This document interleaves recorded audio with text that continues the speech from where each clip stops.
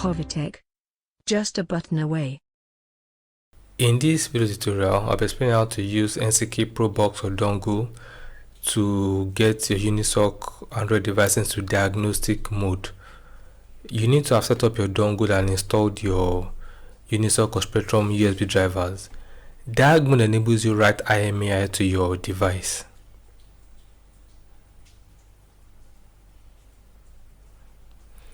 Now, once the dashboard comes up, you can select the mode you wish to use, whether old or new device.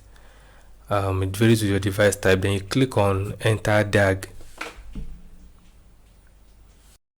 Now you power up the device still with battery in it. Don't hold any button.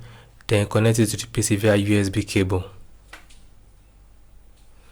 Now you should have the device detected.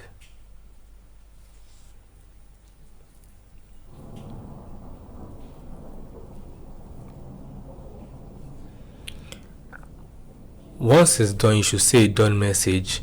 Now you can take note of the port number. That's what you are going to use in any tool you intend to use.